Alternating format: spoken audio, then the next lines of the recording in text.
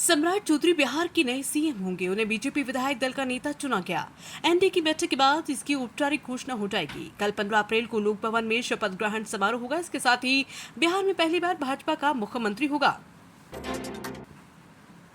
Iran का दावा है कि अमेरिका और इजरायल के हमलों से उसे अब तक करीब 270 अरब डॉलर यानी 25 लाख करोड़ रुपए का नुकसान हुआ है। ईरान सरकार के प्रवक्ता फातिमेह मोहजरानी ने बताया कि आंकड़ा बढ़ भी सकता है। उन्होंने कहा कि ईरान की तरफ से बातचीत करने वाली टीम इस मुद्दे को भी उठा रही है। इस्लामाबाद में हुई सीजफायर वार्ता में भी इस नुकसान की भरपाई की मांग की गई थी। नोएडा में दूसरे दिन भी बवाल, पुलिस से झड़प पथराव, 15 कंपनियों की फोर्स, 26 पुलिस अफसर भेजे। राहुल बोले ये श्रमिकों की आखिरी चीख।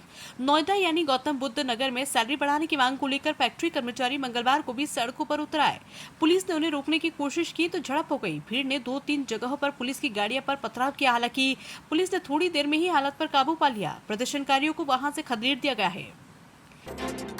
देश के उत्तर मध्य और पश्चिमी राज्यों में तापमान बढ़ने लगा। गुजरात, राजस्थान, मध्य प्रदेश, उत्तर प्रदेश, छत्तीसगढ़, आंध्र प्रदेश में पारा 40 डिग्री सेल्सियस के पार पहुंच गया है। राजस्थान की बाड़मेर, जैसलमेर में पारा 41 डिग्री के पार पहुंच गया है। एमपी के रतलाम में भी तापमान 41 डिग्री सेल्सियस से ज्यादा दर्ज किया गया है। मौसम विभाग के मुताबिक अगले 2 हफ्ते तक कोई नया सिस्टम एक्टिव नहीं होगा। इससे गर्मी तेजी से बढ़ेगी। भाजपा का तमिलनाडु के लिए घोषणा पत्र जारी। महिलाओं को हर महीने 2000 और सालाना 3 एलपीजी सिलेंडर फ्री का वादा। बंगाल में राहुल की सभा, केंद्रीय मंत्री जेपी नड्डा ने मंगलवार को चेन्नई में भाजपा का तमिलनाडु चुनाव के लिए घोषणा पत्र जारी किया। महिलाओं को हर महीने 2000 रुपए और सालाना 3 मुफ्त एलपीजी सिलेंडर देने का वादा किया। इसके साथ ही हर परिवार को 10,000 रुपए देने का वादा किया। घोषणा पत्र में पात्र महिलाओं को ई स्कूटर खरीदने के लिए 25,000 रुपए की सब्सिडी, जल्ली कट्टू के सांडों का पालन पोषण करने वालों को 2,000 रुपए का मासिक सहायता देने का भी ऐलान किया गया। पाकिस्तान के पंजाब प्रांत के ताउनसा शहर में 331 बच्चे एचआईवी पॉजिटिव पाए गए। ये मामले नवंबर 2024 से अक्टूबर 2025 के बीच दर्ज हुए। अब इस मामले में सरकारी अस्पताल में गंभीर लापरवाही के आरोप लगे हैं। बीबीसी की रिपोर्ट में पाया गया कि टीएचक्यू ताउनसा अस्पताल में सिरिंज दोबारा इस्तेमाल हो रही थी। रिपोर्ट के मुताबिक कई मामलों में एक ही दवा की शीशी से अलग अलग बच्चों को इंजेक्शन लगाया गया। इससे संक्रमण फैलने का खतरा बढ़ गया। यूपी में अंबेडकर जयंती मनाई जा रही है। लखनऊ में सपा मुखिया अखिलेश यादव ने अंबेडकर की प्रतिमा पर फूल चढ़ाए। इस दौरान अखिलेश के गले में पड़े नीले गमछे ने सभी का ध्यान खींचा। इसके बाद अखिलेश बैसाखी मनाने सदर स्थित गुरुद्वारा गए। रास्ते अंबेडकर जयंती को लेकर भंडारा चल रहा था। अखिलेश ने अपनी गाड़ी रुकवाकर भंडारे में पूरी सब्जी और छोले चावल खाया।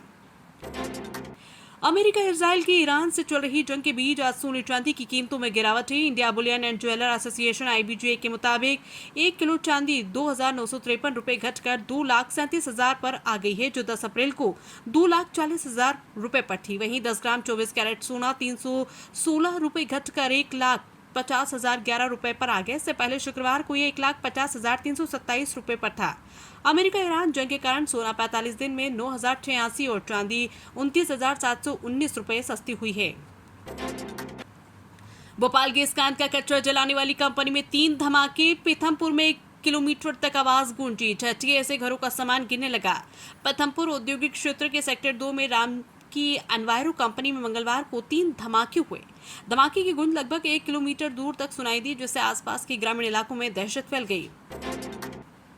हरियाणा के हिसार में देर रात शराब पीकर हंगामा करने और बीच सड़क पर अपनी कार खड़ी कर जाम लगाने वाली राजस्थान की लेडी ऑफिसर के खिलाफ FIR दर्ज कर ली गई है। आरोप है कि महिला ने कैंप चौक के पास करीब 20 मिनट तक ट्रैफिक जाम रखा।